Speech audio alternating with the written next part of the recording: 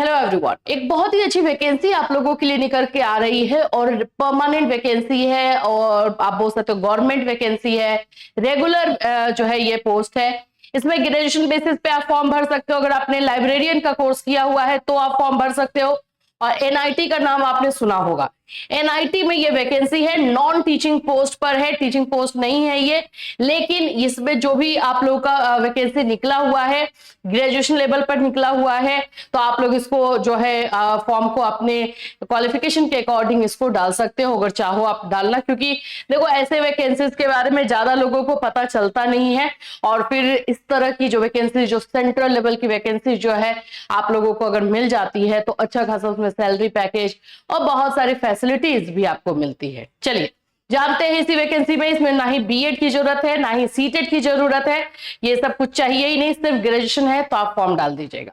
तो friends, channel पर पहली बार विजिट करें तो चैनल को सब्सक्राइब कर लेना, बेल आइकन को हिट कर देना। यहाँ पर आप लोगों को जो है हर तरह की वैकेंसीज के बारे में इंफॉर्मेशन दी जाती है। यहाँ पे आप जैसे कि देख ही सकते हो, national institute of the technology Patna, NIT Patna से ये वैकेंसी आ रही है। पहले मैं आप लोग को वेबसाइट दिखाती हूँ, क्योंकि ये ऑफिशियल वेबसाइट पर है और ज्यादा सही रहता है ऑफिशियल वेबसाइट से देख लेना।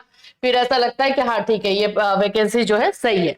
देखिए यहाँ पर आप जो है nitp.ac.in ये साइट पर आओगे, वेबसाइट पर। यहाँ पे आप देखोगे बहुत सारे वैकेंसीज है। पहला तो है आप लोग का regular non teaching cadre officer staff recruitment. ठीक है, इसको ही हमने क्लिक किया है और इसको ही जब आप क्लिक करते हो तो यहाँ पर आपको दिखाई देगा advertisement for the assistant registrar. ये रजिस्ट्रार वाली जो वैकेंसी है ग्रेजुएशन लेवल पर है, आप इसको जो है डाल सकते हैं। Advertisement for the post of librarian, librarian की वैकेंसी है। Post of technician, technical assistant, junior assistant, superintendent, इन सभी पर है। तो आप बिल्कुल ग्रेजुएशन लेवल पर ये सारे वैकेंसीज को डाल सकते हैं, आपने ग्रेजुएशन किया हुआ है तो। अब इसमें है कि आपको सिलेक्ट करना है कि आप कौन सी वैकेंसी डालोगे। मैं एक आपको बता देती हूँ, बाकी सारा आप जाकर के ग्रेजुएशन लेवल पे और कैसे भरना है ये मैं बता दूंगी, फिर आप सर्च कर लेना। ये हम लोग असिस्टेंट रजिस्ट्रार वाली वैकेंसी जो है वो देख लेते हैं। वहां से जाओगे तो पीडीएफ आप लोग का डाउनलोड हो जाएगा, जो मैंने पीडीएफ अभी ओपन करके रखा हुआ है। यहाँ पे आप लोग देख सकते हो, national institute of technology Patna, Ashok Rajpath Patna, ये आप लोग का एड्रेस है। ये रहा आप लोग का सीट। यहाँ पर दो आप लोग को सीट दिखाई दे रहे हैं कैटेगरी, जनरल कैटेगरी में हर कोई भर सकता है। आप बिहार के हो तो आप भर सकते हो, बिहार के बाहर के हो तो भी आप भर सकते हो, उसमें कोई दिक्कत नहीं है, क्योंकि एनआईटी की वैकेंसी है ये। इसमें आप लोग को ऑनलाइन पोर्टल जो अभी मैंने आप लोग को दिखाया, वहीं से आप लोग को फॉर्म भरना है और उसके बाद उसका प्रिंट आउट निकालना है। प्रिंट आउट निकालने के बाद आपको फिर इसको स्पीड पोस्ट भी करना है। तो दोनों काम है, online form fill up and speed post. इसका फॉर्म फिलअप जो स्टार्ट हुआ है 3 मार्च से स्टार्ट हो गया, 3 मार्च से। लास्ट डेट जो है 24 मार्च दिया गया है। लास्ट डेट आप लोग का 24 मार्च है। ठीक है, 5 PM तक आपका जो है आपका पूरा डॉक्यूमेंट वहां पहुंच जाना चाहिए। तो जैसे कि मैंने बताया कि ऑनलाइन फॉर्म फिल करोगे इस साइट से, जो अभी मैंने साइट ओपन किया था। उसके बाद आप लोग उस सबका प्रिंट आउट निकालोगे और आपको इस एड्रेस पर the registrar, national institute of technology Patna, Ashok Rajpath Patna, 80005 by speed post. आपको स्पीड पोस्ट के थ्रू इसको 30 मार्च तक, अच्छा स्पीड पोस्ट से आप लोग को 30 मार्च तक भेजना है। ऑनलाइन फॉर्म फिलअप का डेट 24 मार्च है और जो स्पीड पोस्ट वाला डेट है वो 30 मार्च तक है। क्लियर है? यहाँ पे आते हैं, अब यहाँ पर हम देखते हैं आप लोग का इंस्ट्रक्शन। ये डेट जो मैंने आप लोग को अभी बता ही दिया, आगे देखते हैं। अब इसमें क्या क्या चीजें चाहिए। एसेंशियल क्वालिफिकेशन में आप लोगों का क्या चाहिए, number and nature of position में चेंज, मतलब ये आगे बढ़ सकता है, घट सकता है, ये बस आप लोग को बताया जा रहा है। Reserve all advertise, all recruitment fix पे जो है आपका फिक्स रहेगा। एज लिमिट के बारे में ये बोल रहा है कि एज लिमिट जो है आप लोगों का यहाँ पर रिस्ट्रिक्टेड है। रिस्ट्रिक्टेड कहने का मतलब है कि जब ये फॉर्म फिलअप हो जाएगा तब आप लोग को जो है एज के बारे में बताया जाएगा। Maximum age limit for each post shall be age पर recruitment rule 2019।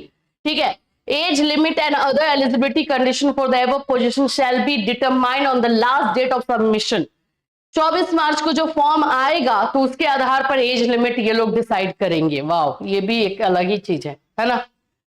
No relaxation would be applicable to, कोई रिलैक्सेशन जो है नहीं मिलने वाला है किसी भी कैटेगरी को। प्रोसेसिंग फी 800 बता रहा है।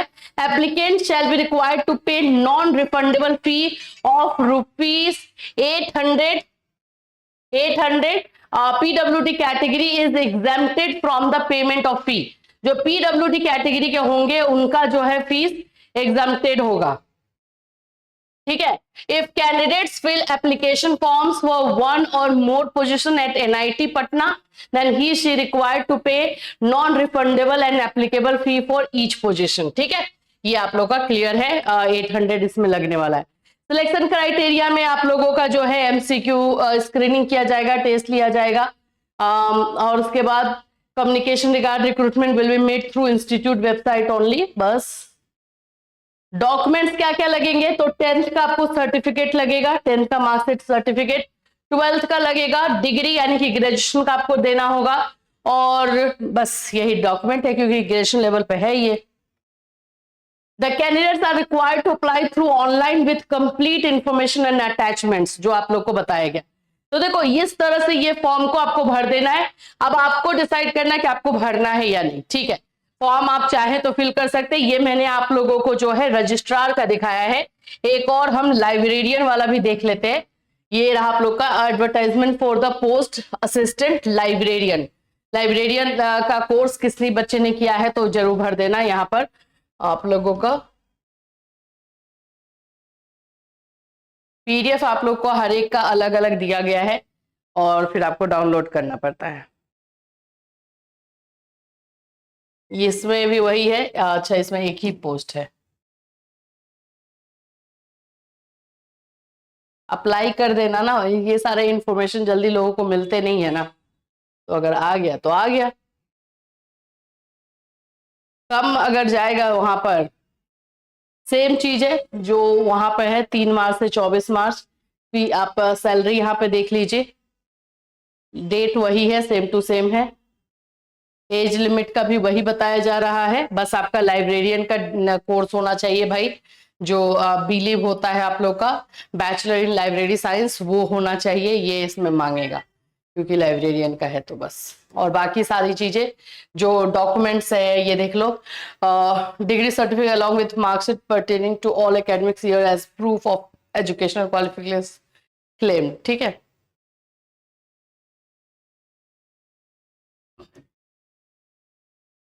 ठीक है, कुछ और नहीं है, बस उसी तरह से आप लोग का एमसीक्यू जो है एग्जाम लिया जाएगा। Institute reserve its right to apply more stringent criteria for shortlisting the candidate to be called for different steps like a written। अब देखो डिपेंड करेगा इन लोगों का कि कितने कैंडिडेट्स आ रहे हैं। अगर कैंडिडेट ज्यादा नहीं पहुंचे तो बस इंटरव्यू लेकर के कर देगा, और अगर ज्यादा कैंडिडेट्स पहुंच गए तो रिटन एग्जाम ले लेंगे एमसीक्यू। तो ये इस तरह से जो है आप लोगों का रहेगा। इन लोग का अभी एज भी डिसाइड नहीं किया गया है क्योंकि ये भी देखने वाले कि कितने कैंडिडेट आ रहे हैं, तो ये भी इन लोगों के लिए मायने रखता है। तो एनआईटी से वैकेंसी है, एनआईटी को हाथ से जाने नहीं देना चाहिए, खास करके बिहार में। अगर इस तरह से रेगुलर पोस्ट पे ही निकला हुआ है तो परमानेंट ही है, तो उसमें चेंज नहीं होगा। अब आप बोलोगे रेगुलर कैसे है, तो मैं वो भी दिखा देती हूँ आप लोगों को। यहाँ पे लिखा रहता है,